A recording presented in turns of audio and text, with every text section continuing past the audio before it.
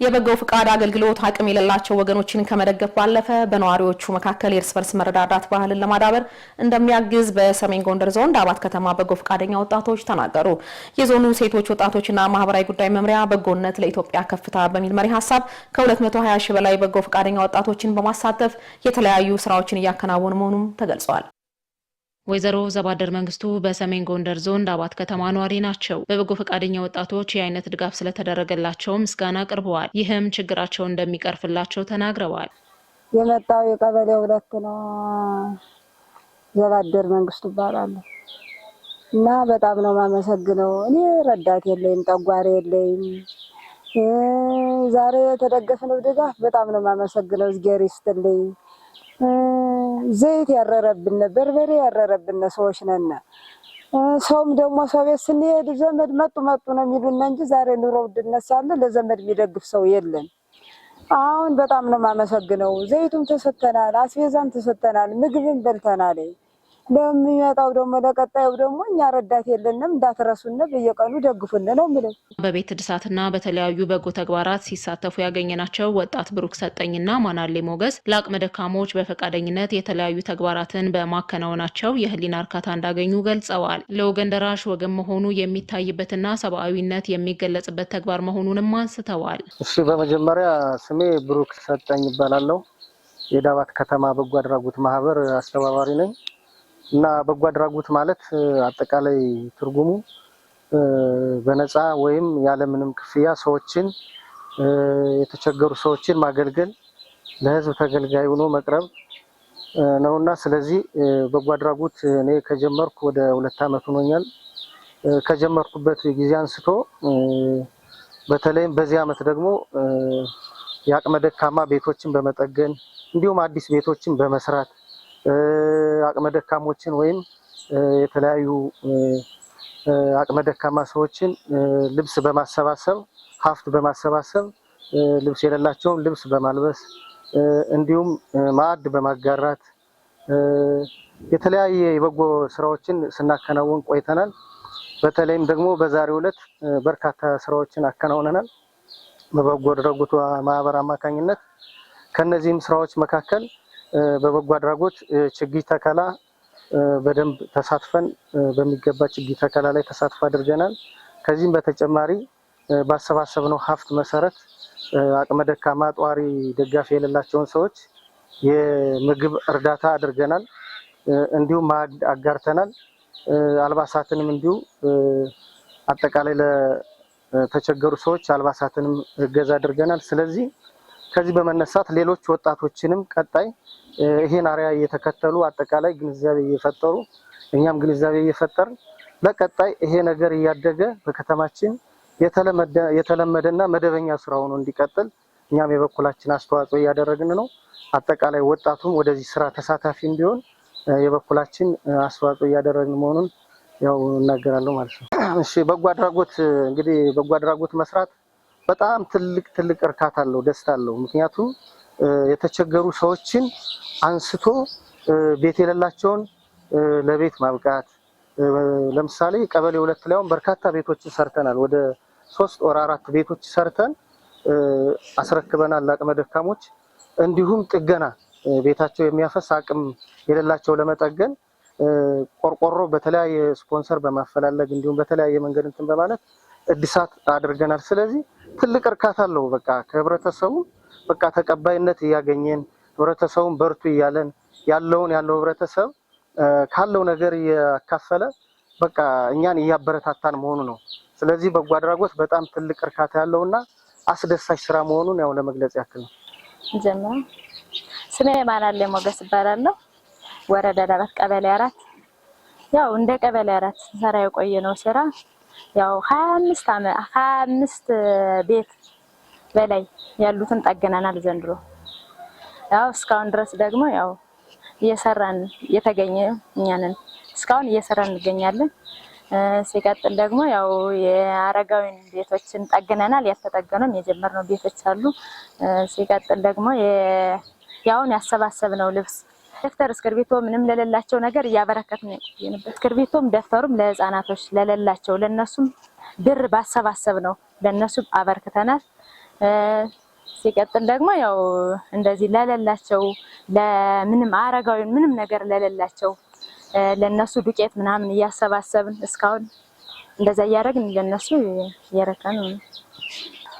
ያው ለኔ ስሜቴ አንዲት የሌላትን እሷን ምንም የሌላት አረጋዊ የእሷን ቤት ጠግነናል ምንም እና የሌላቸውን ልጆች ደግሞ ለነሱ ብር አዋጣን ያው እንደዚህ እነሱ አግዘናል። አረጋዊ ደግሞ የአረጋዊን ቤቶች ጠግነናል። 50ዎች ነን እየሰራን እስካሁን ለኔ አይምሮ ወርካቶ እስካሁን ለአረጋዊ ቤት በመስራታችን በጣም ለኔ አይምሮ እርካታ የሆነኝ ለሌላቸው ልጆች ደግሞ ያው ያሰባሰብን ብር በከተማ አስተዳደሩ የክረምት የበጎ ፈቃድ አገልግሎት ሰው ተኮር ተግባራት መከናወናቸውን የገለጹት የሰሜን ጎንደር ዞን ሴቶች ወጣቶችና ማህበራዊ ጉዳይ መምሪያ ኃላፊ ወይዘሮ ባንቺ አምላክ መልካሙ ከ600 ሺህ በላይ የህብረተሰብ ክፍሎችን ተጠቃሚ ለማድረግ እየተሰራ ነው ብለዋል። እሺ ስሜ ወይዘሮ ባንቺ አምላክ መልካሙ እባላለሁ። ሰሜን ጎንደር ዞን ሴቶች ወጣቶች ማህበራዊ ጉዳይ መምሪያ ኃላፊ ነኝ። በዛሬው ዕለት በዳባት ከተማ አስተዳደር የ2018 የክረምት በጎ ፈቃድ በሁለት ሳምንት የተሰሩ ስራዎችን ለማየት ለመጎብኘትና እየተሰሩ ያሉ ስራዎችን በአካል ተገኝተን የዞን ስትሪንግ ኮሚቴ የዞን ቴክኒካል ኮሚቴ አካላት ነው መጠን የጎበኘ ነው።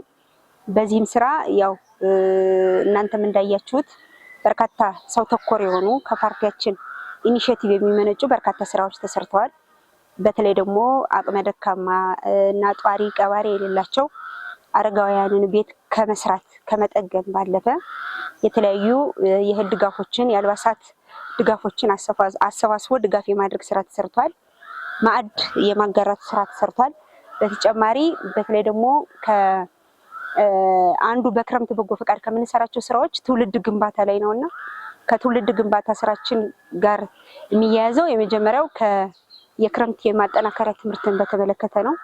ኦልሞስት በዳባት አንደኛ ደረጃ ትምህርት ቤት ነው ገብተን ያየ ነው። ከዚህ አኳያ ተወስዶ ሲታይ በጣም በርካታ ህፃናት ከሁለተኛ ክፍል እስከ 7ኛ ክፍል ያሉ ህፃናት በትምህርት ቤት የማጠናከሪያ ትምህርት እየተከታተሉ እንደሆነ ለማየት ችለናል። በተጨማሪም ቀጣይ ለ2019 የትምህርት ዘመን የተለያዩ የትምህርት ቁሳቁስ የሚፈልጉ ህፃናትን ድጋፍ የማድረግ ስራ ተሰርቷል። በአጠቃላይ እንደ ዳባት ከተማ በጣም ደስ የሚሉ ትርጉም ያላቸው ማህበረሰብን የሚጠቅሙና በተለይ ደግሞ ሰው ተኮር የሆኑ ተግባራትን እንደተከናወኑ ለማየት ችለናል። ጥቅል እንደ ዞናችን ተወስዶ ሲታይ እስካሁን የበጎ ፈቃድ የክረምት በጎ ፈቃድ አገልግሎት ከተጀመረ ኦልሞስት 2 ሳምንት አካባቢ የሆነው ነው። በዚህ 2 ሳምንት ውስጥ በርካታ ስራዎች ተከናውነዋል። በተለይ ደግሞ በዚህ በጎ ፈቃድ ተግባር ይሳተፋሉ ብለን ያቀርናቸው ወደ 301 ሺህ የሚሆኑ ወጣቶች ናቸው። እስካሁን ተሳታፊም እንደገና ደግሞ ተመዝግበው የሚገኙት ወደ 228 ሺህ አካባቢ ወጣቶች ተመዝግበው ያው በተለያዩ ስራዎች ላይ የበጎ ፈቃድ አገልግሎትን እየሰጡ ይገኛሉ። በእውቀታቸው፣ በጉልበታቸው፣ በገንዘባቸው አገልግሎት እየሰጡ ይገኛሉ። ከዚህ ውጭ እኔ በተለይ ደግሞ ከዚህ ከሐምሌ አጋማሽ በኋላ በጣም በርካታ ስራዎች ይጠይቁናል። እንደ ዞን በጣም በርካታ የማህበረሰብ ክፍሎች ለችግር ተጋላጭ የማህበረሰብ ክፍሎች አሉን። በተለይ ደግሞ ከአረንጓዴ አሻራ ጋር በተያያዘ ወደ 40 ሚሊዮን አካባቢ እንተክላለን ብለን በቅድ ይዘናል። በተለይ ደግሞ 17 የትኩረት መስኮች ማዕከል አድርገን ስራዎችን እንሰራለን ብለን አቅደን እየተንቀሳቀስን ስለሆነ በጣም አግሬሲቭሊ እነዚህን ወጣቶች ወደ ተግባር የማስገባት በተለይ ደግሞ እንጠቅማቸዋለን ብለን 600 ሺህ አካባቢ የማህበረሰብ ክፍል ይጠቀማል ብለን በቅድ ይዘናልና እነዚህን ተጠቃሚ ለማድረግ በጣም መስራት ይጠበቅብናል። ይሄን ለማድረግ በየደረጃው ያለ የአብይ ኮሚቴ የቴክኒካል ኮሚቴ ተግባሩን በተገቢው መንገድ እየገመገመ መምራት ይጠበቅበታል። በተለይ ደግሞ የዚህ አብይ ኮሚቴ አካላት የሆኑ ተቋማት ከተቋማቸው ተግባርና ኃላፊነት በመነሳት ተግባራትን የባለሙያን አቅም ወደታች ያለውን አጠቃላይ የበጎ ፈቃድ አቅም በመጠቀም ተግባራትን ሊያከናውኑ ይገባል።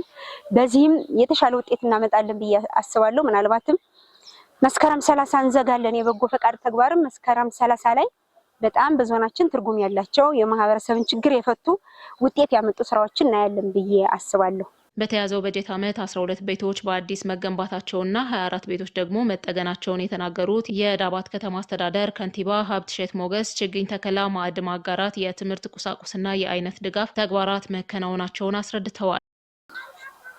ሀብትሸት ሞገስ ባላለው የዳባት ከተማ አስተዳደር ከንቲባ ነኝ። እንግዲህ የ2018 የክረምት በጎ ተግባር በተመለከተ በርካታ ስራዎችን እየሰራን ነው።